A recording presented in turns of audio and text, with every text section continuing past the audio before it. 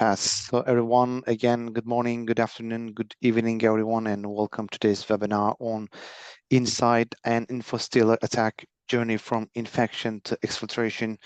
My name is Ensar, and I'm delighted to be your host for the next hour as we delve into the Incredible Works Infostealers attacks and their significant impact on today's cybersecurity landscape. As cybersecurity expert with over 18 years of experience in the field, I have witnessed firsthand the evolving nature of the cyber threats and critical importance of staying informed and prepared. Infostealer in particular have emerged a perceived and formidable challenge targeting sensitive information and causing intensive damage to the individuals and also organizations alike. During this webinar, we will explore the various phases of the Infostealer attack, from the initial infection to the final exfiltration of the data, and we will examine real-world cases, discuss the techniques used by the attackers, and highlight the essential measures needed to protect against these threats. By the end of our session, you will have a comprehensive understanding how infostealers operate, the type of the data they target, and the proactive steps you can take to safeguard your systems and the data. So let's start by taking a closer look at the agenda today. We will start, first of all, let me change my slide.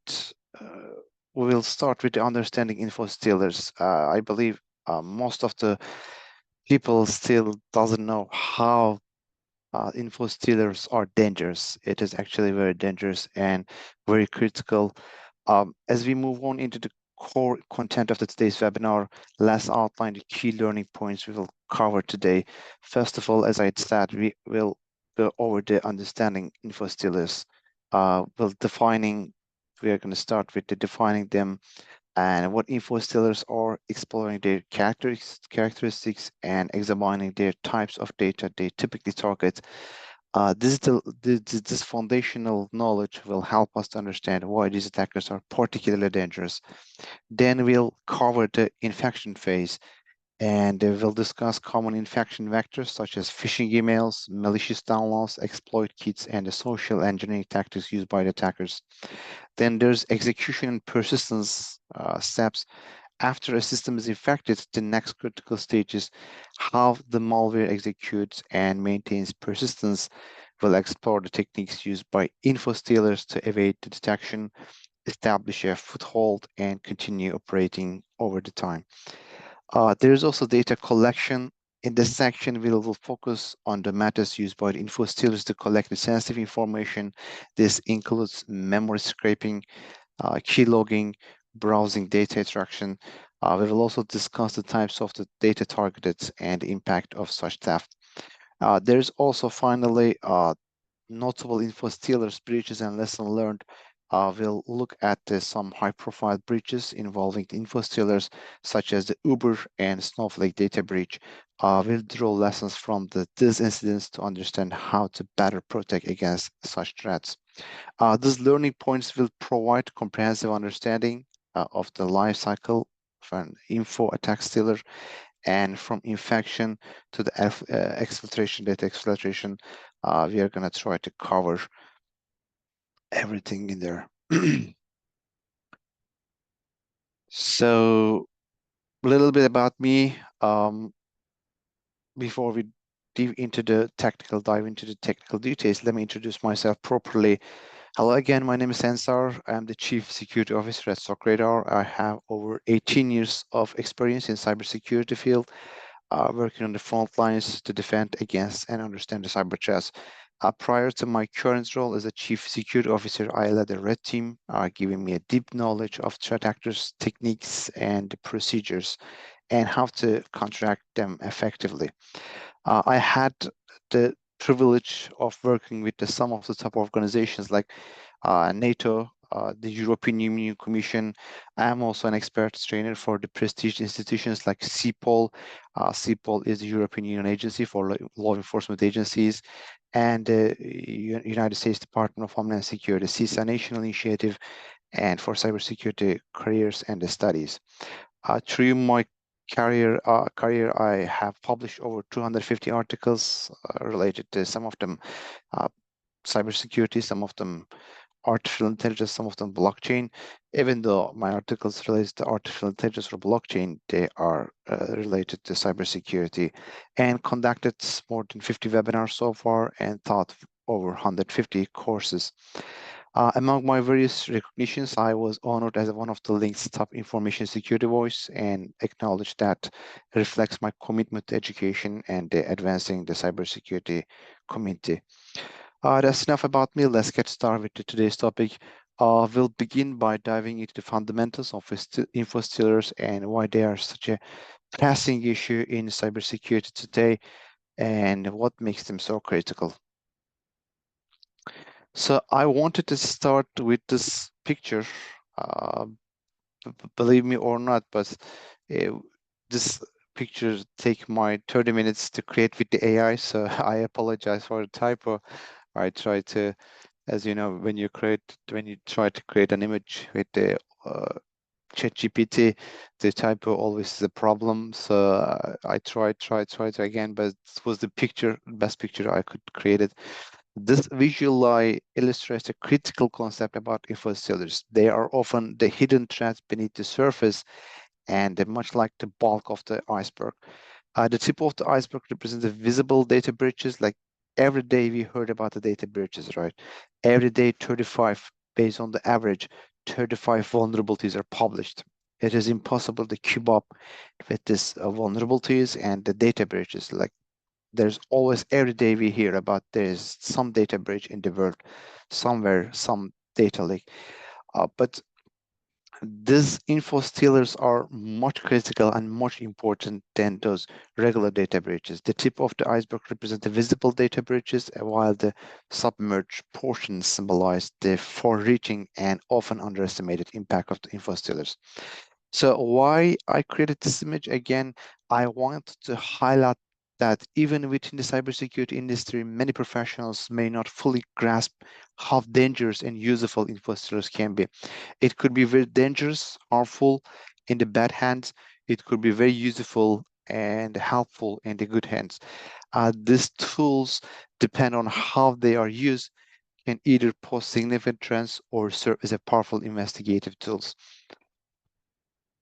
So one of the positive application of the infostealer, for example, in the hands of the ethical cybersecurity professionals, data from infostealers can be instrumental in the fighting crime. For example, I want to mention about one use case to show you how this infostealers can be critical. The case documented by the recorded feature showcases how infostealer logs were used to unmask consumers of the child sexual abuse material. By analyzing data from infostealers, they just analyzed infostealer, the recorded feature, then, and that was a great job. I really want to congratulate them. That was an awesome job. The investigators were able to identify and apprehend individuals involved in these heinous activities, demonstrating the positive impact of utilizing such data in cyber forensic. So what the recorded feature did, even if their rivals, since they did tremendous job, that's why that is deserve to be mentioned and they deserve to be congratulated. What recorded feature did, they analyzed the data in InfoStealer. They spotted the child pornography abusers. They collect this data, they share it with the FBI, and FBI did the operation and catch this guys. So that was very good job, I want to mention. Also, in the potential danger, in if it is in the bad, if this information of the data in the hand of the bad people, on the flip side, in the wrong hands, infostealer can be devastating. For example, attackers can use the data collect to identify the technologies and services an organization relies on. With this knowledge, they can craft highly targeted attacks, exploiting specific vulnerabilities in the identified systems. The reconnaissance can lead to more sophisticated and damaging breaches, highlight the dual-edged nature of these tools. So what I mean, if it is in bad hand, for example, most of the time, threat actors, they don't know what is going on inside of organization, right? as if they don't have insiders in your organization and get information, that's a different case. But if they don't have an insider in your organization, they don't know what kind of security architecture you're using in the organization, or what kind of security solutions you're using in your organization, they are not aware of that. But using the Infostealers, they can get this information, like what kind of cybersecurity solutions, systems you're using in your organization. How they can do that?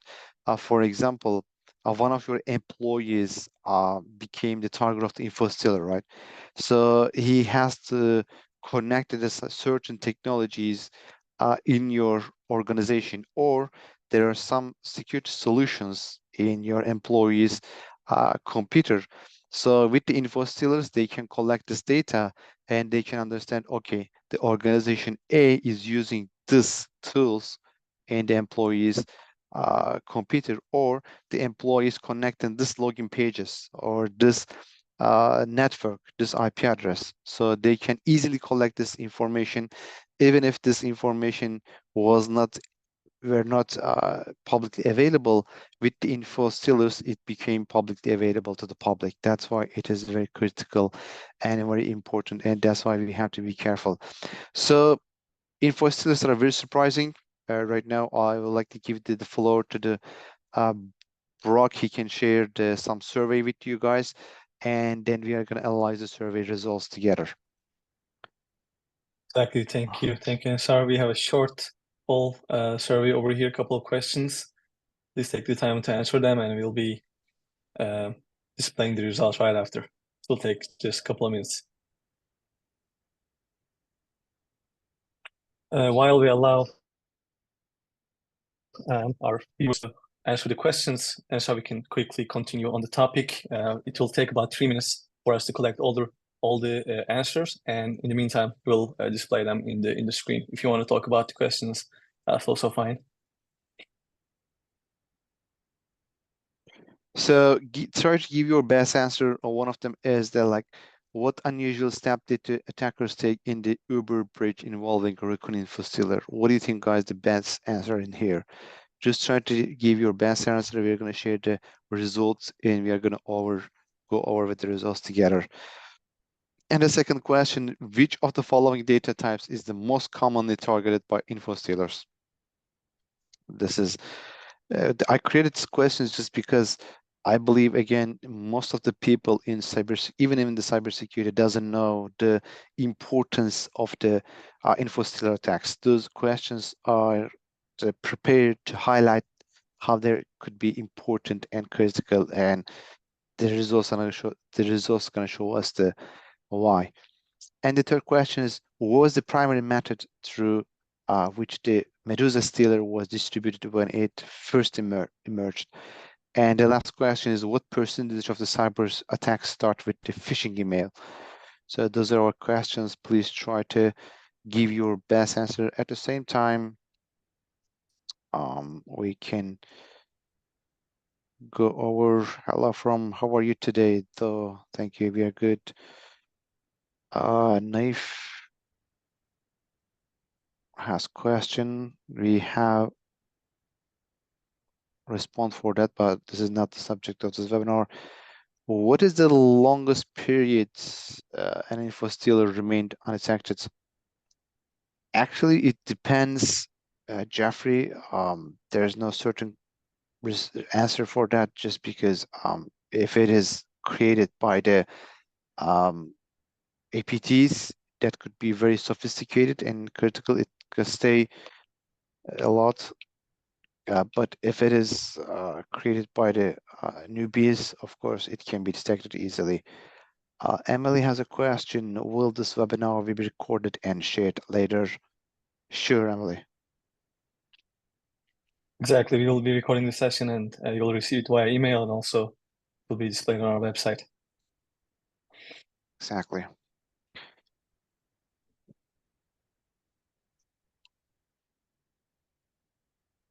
So again, just guys, try to give your best answer with the survey questions, and There's one. How the SOC radar can help detect Infostealer? That's a very good question, Submit. That's what we're going to go over at the end of the webinar. I think you'll have your answer. If not, you can ask your question again at the end of the webinar. It is not just a radar, it is important to use proactive, actually predictive threat intelligence. So predictive intelligence, what I mean, I keep talking about the predictive intelligence, threat intelligence instead of proactive, because we used to have reactive strategies. That means we used to just monitor the network traffic, and if there's an anomaly, then we take an action and start to investigate what caused the anomaly, right? But after that, it changed. From time to time, instead of using reactive, the organization start using proactive strategies. Even when I was working for the NATO, NATO changed its doctrine and the strategy from reactive to proactive. But right now, the proactive area also passed. Right now, you have to use predictive. What I mean by predictive, you need intelligence, or the people who actually analyze the threat actors, their tactics, and the procedures, and give you like how the environment is changing, how the landscape is changing. So you need this information, especially with the involvement of the AI, involvement of the AI. It has became more critical, more important to have this predictive intelligence as well. So I think the survey is done. Yep. And people will be able to see the answer right now on your screens. So they can see the results? Yes. Okay, can we see the percentage, like how many people click? Let me see if I can find that. I think there's a high rate of answering right now.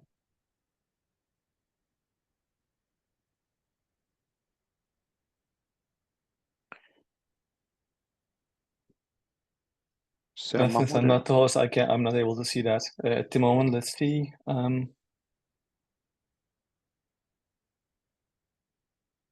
that's okay. Just Yeah. Ensar, I share it on Slack channel. You can see the results there. Oh, you shared via Slack? Okay. Let me take this one here, this one here. Oh, great, thank you.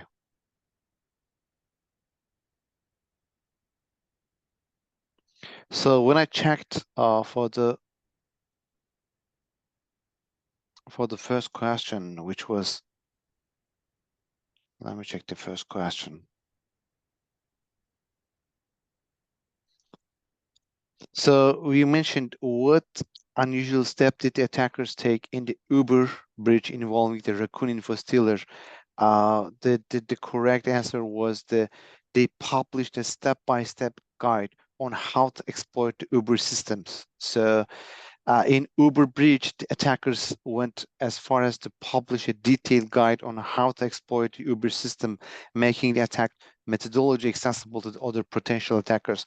This unusual move highlights the attackers' intention to cause maximum disruption beyond the just financial gain. So when they exploited the Uber, they just didn't stay there. What they did is they take this attack further. They published their methodology, like how they hacked the Uber step by step, with the step by step guide, and they actually give the other people their methodology, technique, and tactic, and the other people could also hack the get information and the data from the and from the Uber as well. The other question was, which of the following data types is the most commonly targeted infostealers? The correct response for this was cryptocurrency wallets.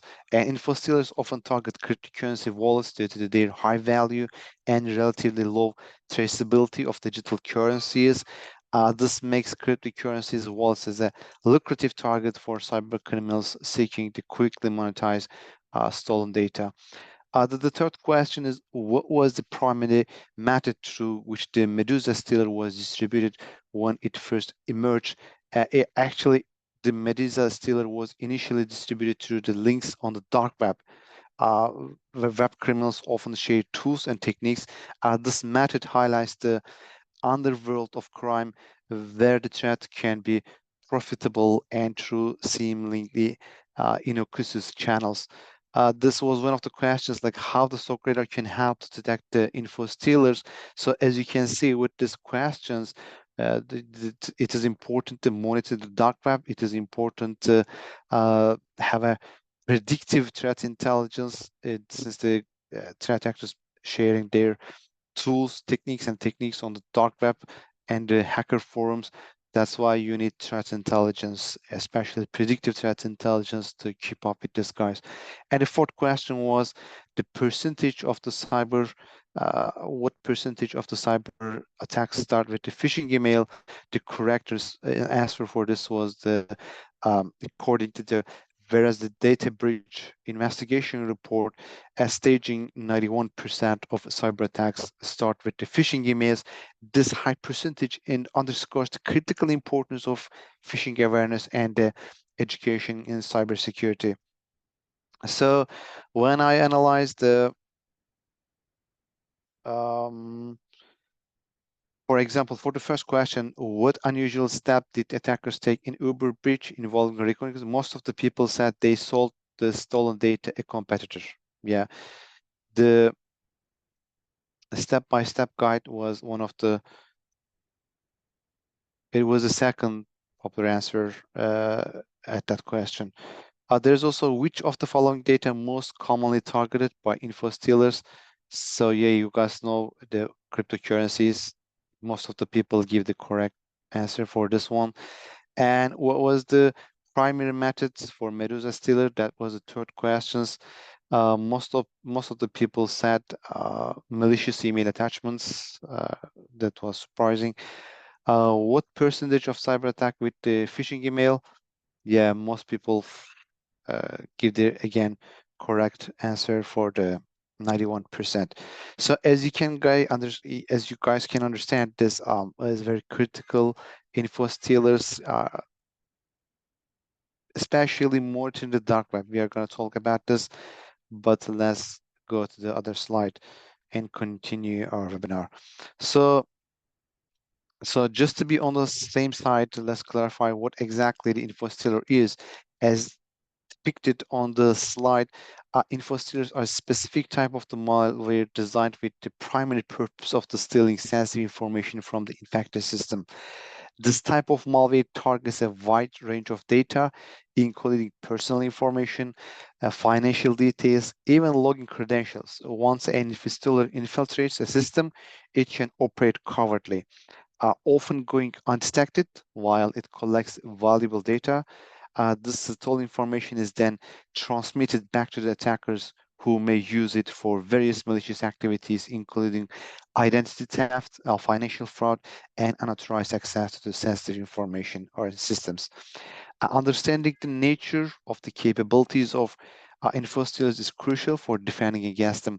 These threats are not only a concern for individual users, but also pose significant risks to the organizations and potentially leading to severe data breaches and security incidents. So the other things I like to mention is the types of the infostealers. For the next slide, this slide provides an overview of various types of the infostealer malware, each designated to target the collect and different kinds of sensitive information. And we can go through each type and understand what specifically they target. One of them is email stealers. These info stealers focus on extracting credentials and data from the email clients and webmail services. This can include login credentials, contact lists, or the content of email, which can be used for further phishing attacks or identity theft. The other one is the FTP stealer. FTP, as you know, it is most commonly used for file or folder sharing. FTP stealers are designed to capture credentials from the FTP clients. This allows attackers to gain access to the web server, upload malicious files, or steal data hosted on these servers.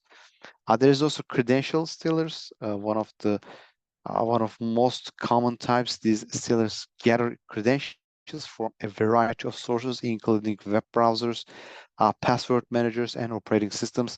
They can capture usernames, passwords, and even security questions and answers.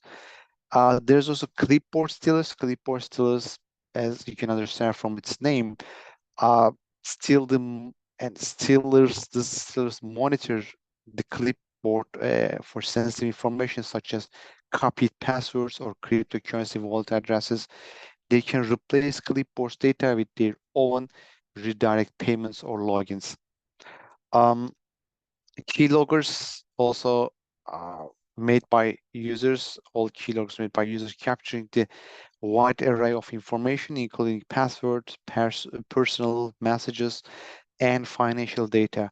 This information is then sent back to the attacker.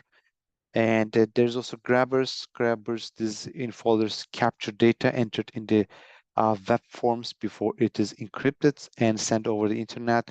This can include login credentials, again, personal information, and payment details.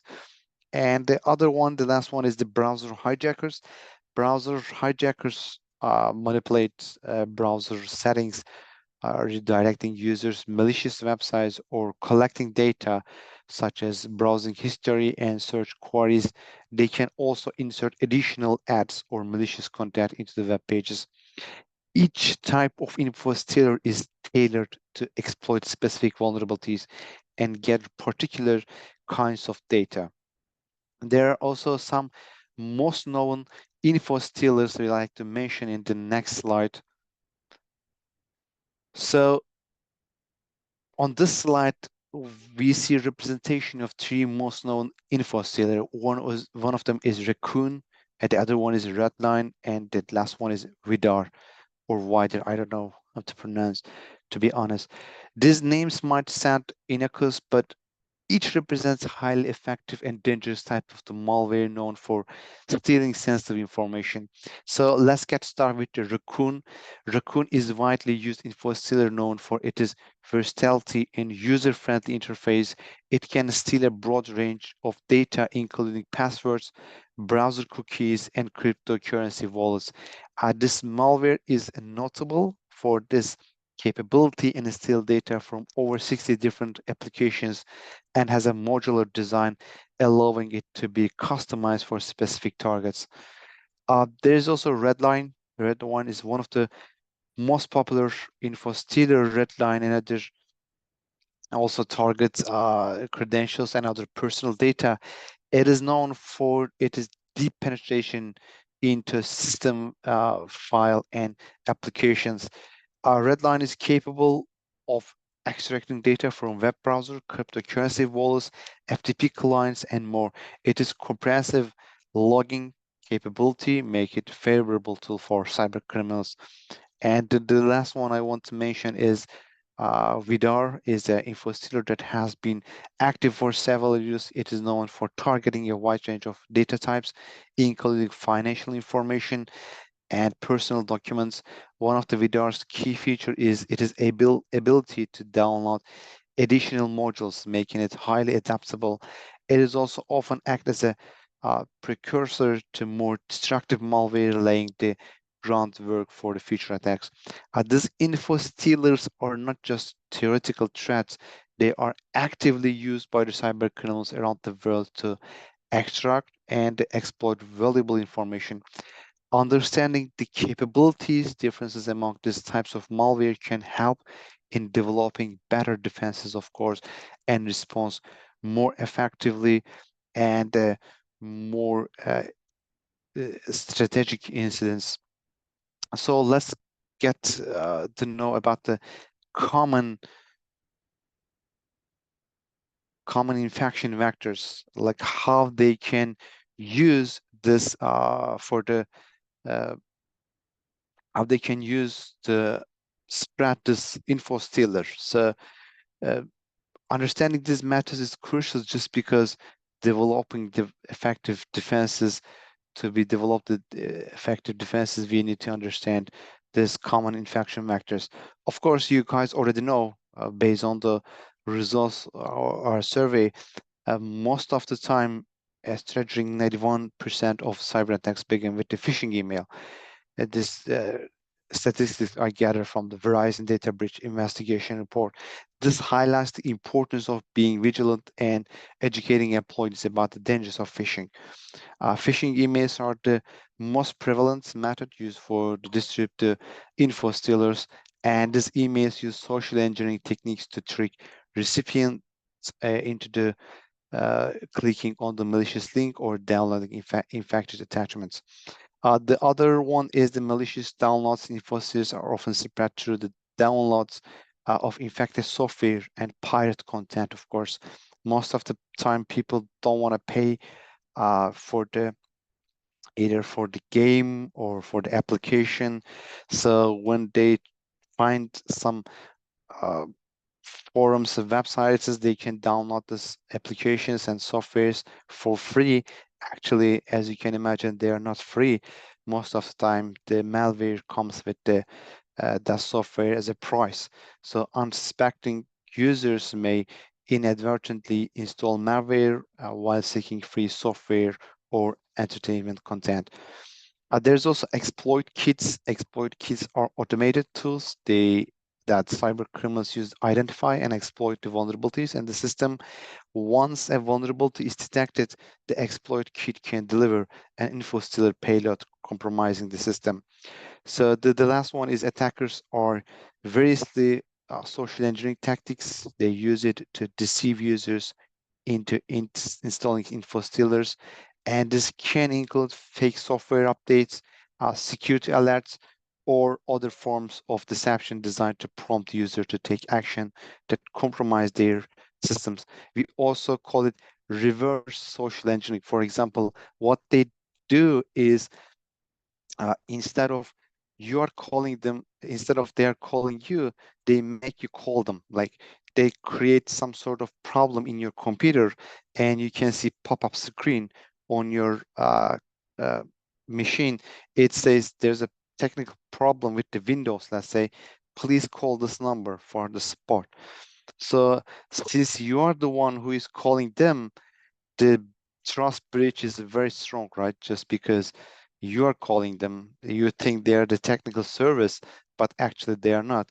So they can easily manipulate you with this technique. As I told you, that's why it's very critical to follow up with the threat actors, how they change their technique, tactics, and the procedures, just because most of the time they can be very creative and very manipulative. That's why we closely watch their steps and understand what they try to do. So I like to also mention the execution and persistence stage.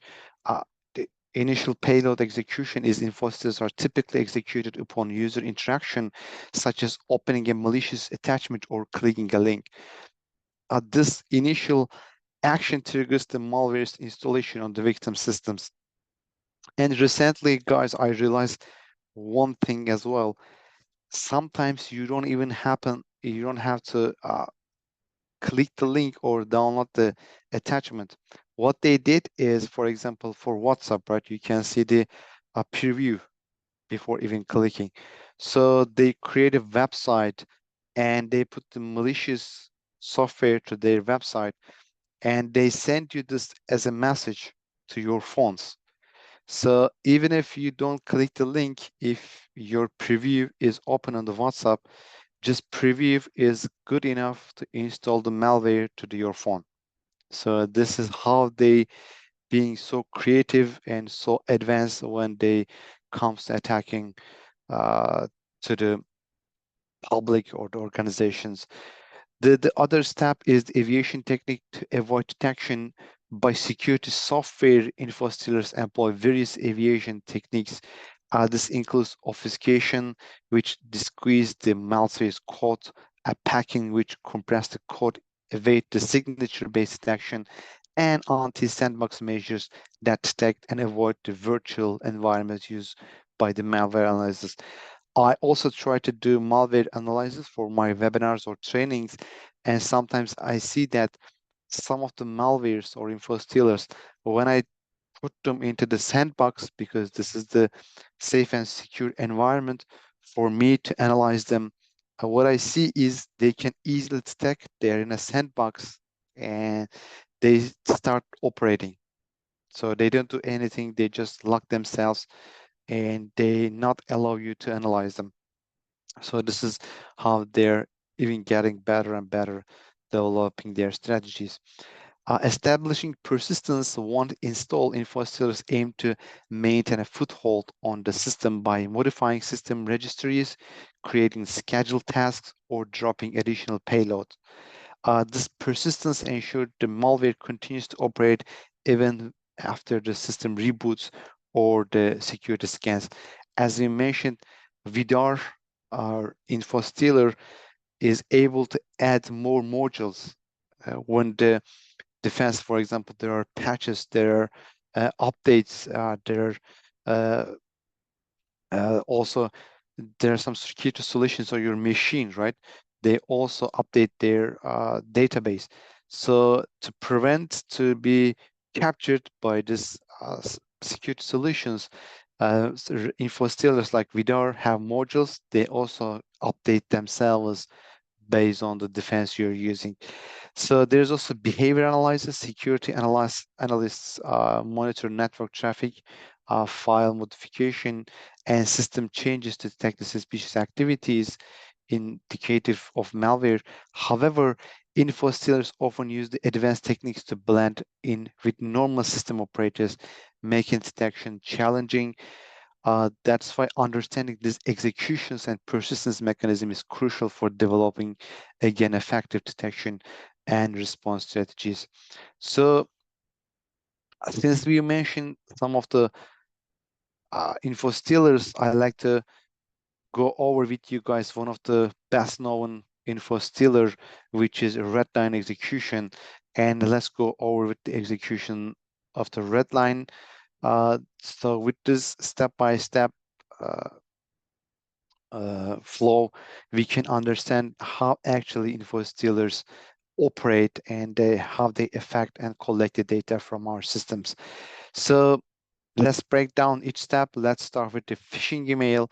With the phishing email, the attack typically starts with the phishing email. These emails often contain a malicious attachment or link designed to deceive the recipient into executing the payload.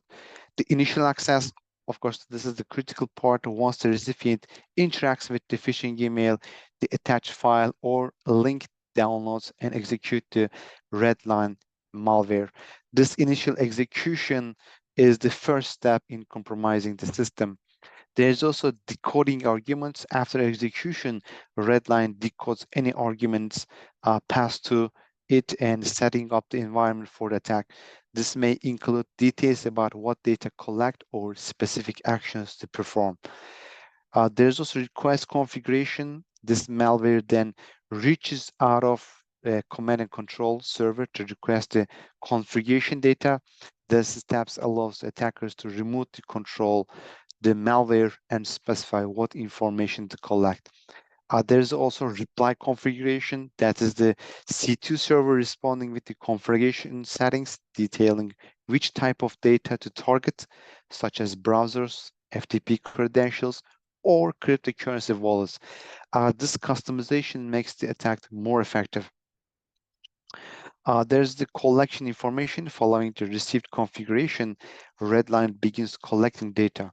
It can target a wide range of information, and which includes detailed system information and critically credentials and the other sensitive data as well. And sending the collected information, the collected data is packaged into the XML file and sent back to the C2 server.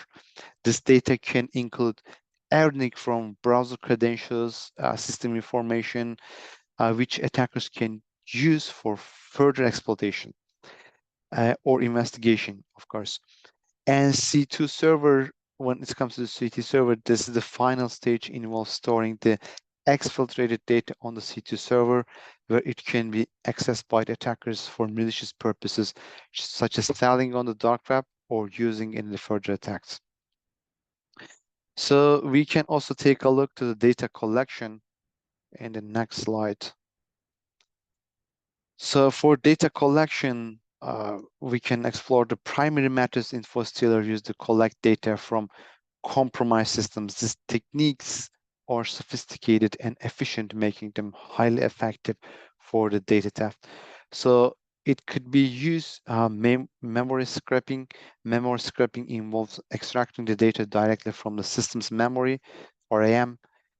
This technique is often used to capture sensitive information like credit card numbers and personal data processed during the transactions.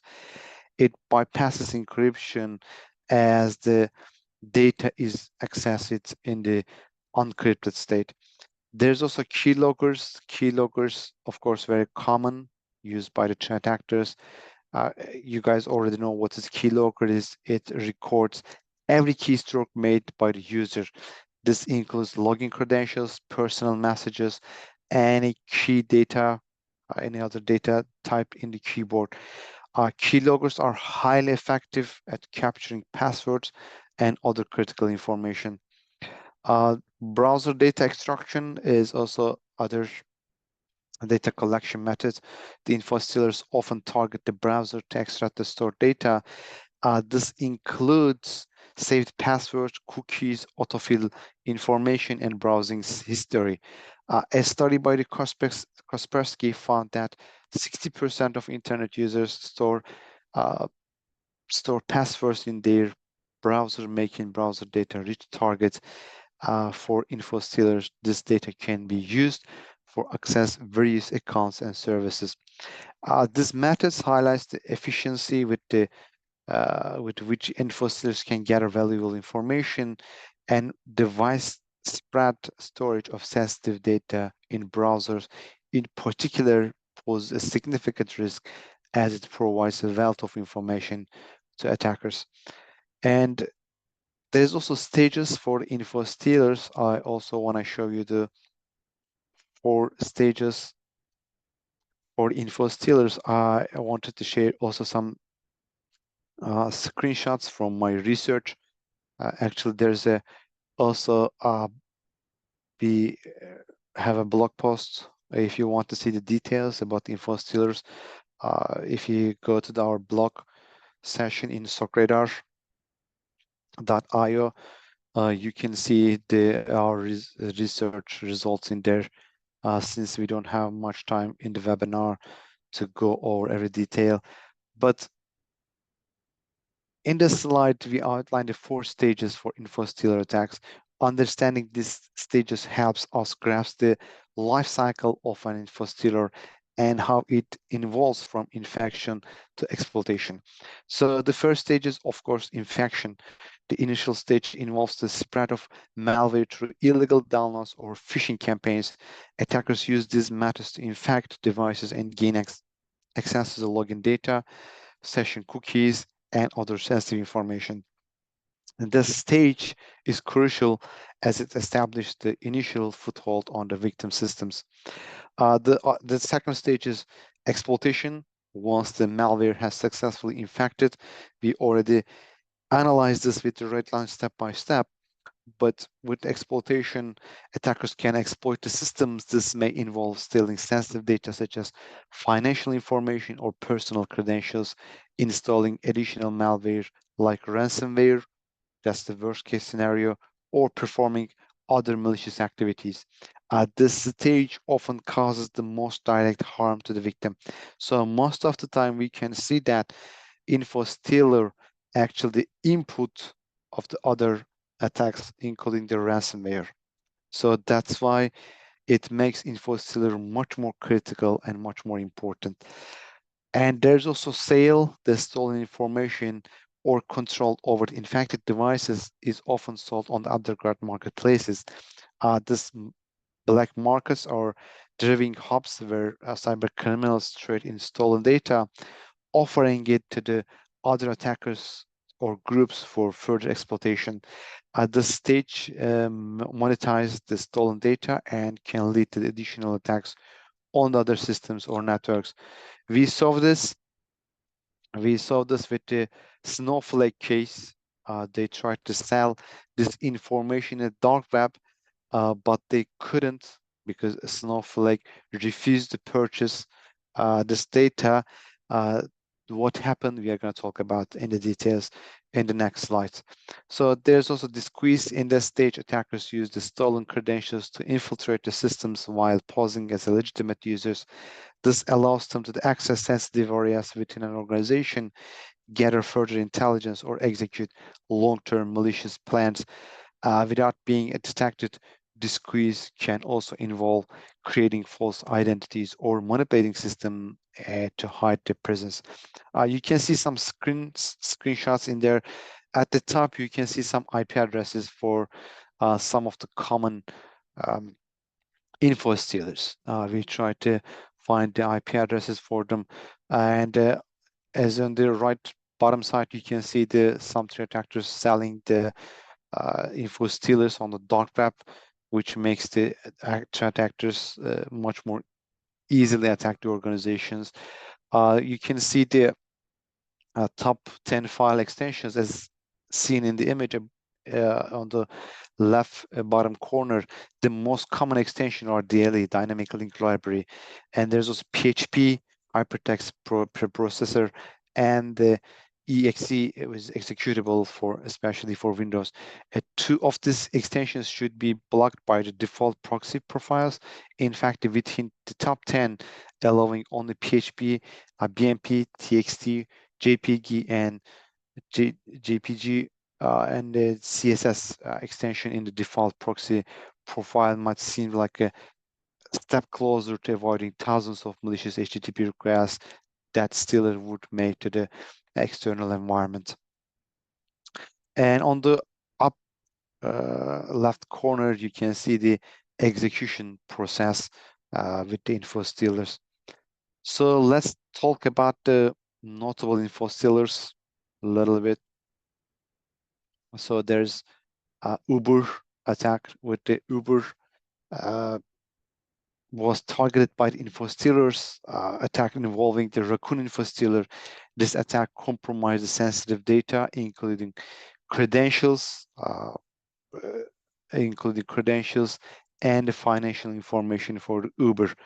The impact was huge. The breach exposed the personal and financial data of both drivers and the customers. The incident highlighted the vulnerability of large corporations to infostealers and the importance of robust cybersecurity measures. There's also Medusa Stealer. Medusa Stealer is a relatively new infostealer that emerged in 2023. This Windows-based malware designed to extract a wide range of the data from infected systems. The capabilities of Medusa Stealer can steal credentials, system information, and financial data, making it versatile and dangerous tool for cyber criminals.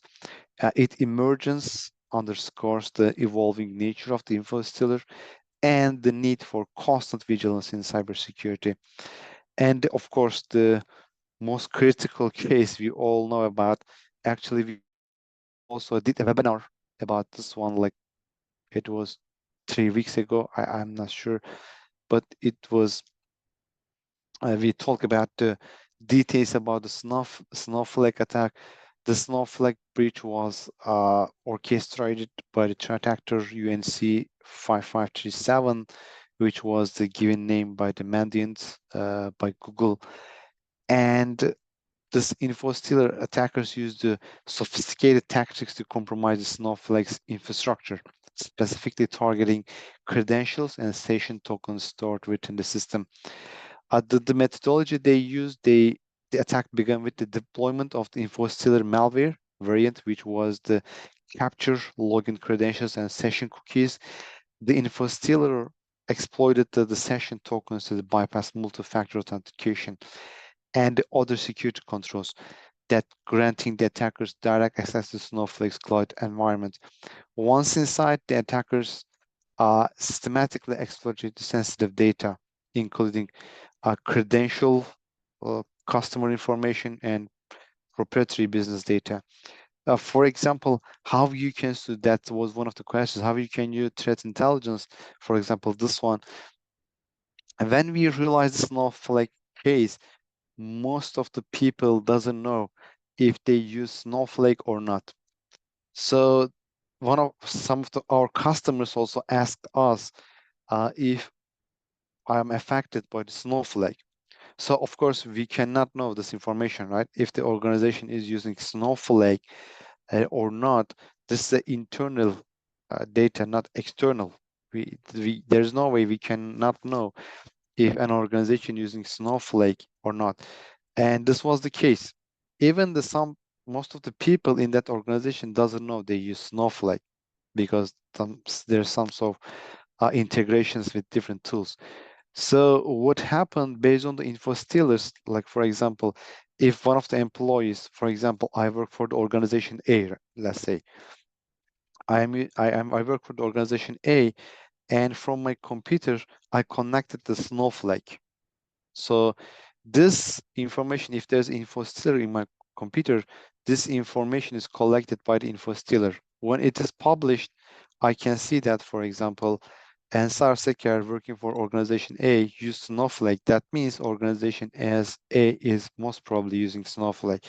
So again, in the hand of the good people, this information could be very useful. That's what we try to help our customers by analyzing this Infostealer data and try to understand which information actually useful for our customers and if they're using or affected by the Snowflake or not.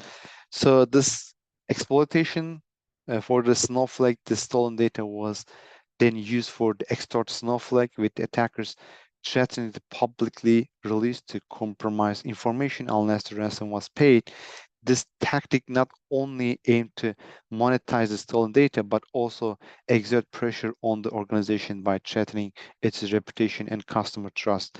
So based on the Snowflake's statement, like 160 or 170 companies were affected, and hundreds of people's personal data is leaked. But based on our investigation, our research, and I got a chance to talk to the threat actor about this, they couldn't sell this data. So they asked 100K, 100,000K for the data, I believe, but but Snowflake refused to pay this money, so they couldn't sell this data. So what they're gonna do is, this is my prediction for the future. So they're gonna sell this personal informations on the dark web day by day.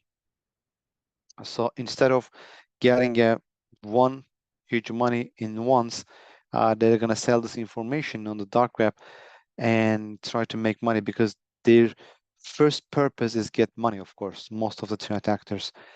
That's why in the near future, like in 6 months, we can see the increase in the phishing attacks, because when this data is published and when this data is the hand of the threat actors for phishing attackers or the ransomware operators, of course we can see that the phishing attacks is going to be getting higher and higher in the near future, just because the data is still in there. Okay, there's, as I told you, based on our conversation with threat actors, not 160 or 170 organizations, but more than 400 organizations are affected by this Snowflake data breach. That's why my prediction is we are going to see the much more phishing, and based on the phishing attacks, of course, we will see the ransomware attacks in the near future, just because oh, I have 1 minute. I don't have much time. So just because it is, they couldn't sell the data.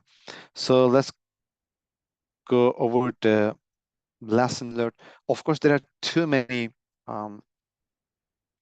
actions can be taken, right? For example, two-factor authentication, it can be done, or you can do network segmentation.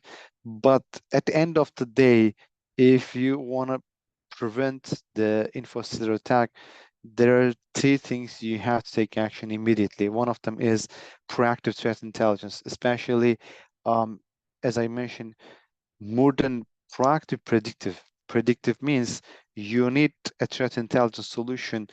That threat intelligence solution closely monitor threat actors, their activities, techniques, and procedures, how the threat landscape is changing, and they can give you insights just I did to you, right? I give you some predictive information. I told you based on my research, my conversation with the threat actors, I give you some insightful information to be protective. I told you I am expecting to increase in the near future in the phishing attacks. So you need proactive threat intelligence. When you use the proactive threat intelligence program, that reduced the risk successfully 60%. This is the statistics I gathered from the cybersecurity ventures. So when we analyze data, again, based on the SOC platform, we saw that the number of records exposed in the dark web increased 300% in the first half of the 2024. So dark web records are getting higher. That's why you need a dedicated team to constantly monitor the dark web team. What we did in the dark web, we classified this dark web and Telegram channels. For example, class A channels and the forums. What I mean by that, there's too much going on with this channels and the forums. That's why it has to be monitored 7 days, 24 hours. So we are monitoring class A dark web forums and channels 7 days, 24 hours. There are type B. Type B is like it has to be checked twice in a day or once in a day. There's also class C channels and the hacker forums. Those are the ones they need to be checked once in a week or once in a month. So that's why continuous dark web monitoring very critical and very important, just because the much is going on in the dark web still. And third parties, we used to say people are the weakest link in the security, but with the SolarWinds and the Snowflake, we saw that actually your third party is the weakest link in the security. Third party vendors accounted for 63% of all data breaches. That's why it is important to have a supply chain intelligence. Like you have to know what your third parties are up to and what kind of sensitive information they can access your organization. Even if you have the best security in the world, if you are not monitoring your third parties, you can easily be hacked. The Snowflake case and the SolarWinds case as a hard proof for that. So I passed my time, sorry about that. I wanted to show you our platform, how to analyze Infostealer, but we didn't have time. But what you can do, just scan the QR code on the slide and you can get a free access to our website. And on the left side, you will see the dark web panel, and in the dark web panel, you can see the Infostealer and Infostealers. Just go there, do your own research, analyze the Infostealer. You're going to find lots of useful information there. That's why it is, you can understand with the hands-on how this information can be critical and important. Please scan the code on the screen and just go to the stock radar and take a look to Infostealers, and you're going to see amazing data in there. So if you guys have to leave, thank you so much for joining me. You can leave. Sorry about passing my time. There are a couple of questions on the Q&A. I just try to respond them. And if you guys need to leave, thank you so much for joining me today. I appreciate it. I'd like to see you in the next webinar. Let's go through with the questions. So how the SOC radar can help to detect infostealers? Submit, I believe I give the response for this. SOC radar can provide you predictive intelligence, and also we constantly monitor the dark web. So we have also supply chain intelligence, one of our modules.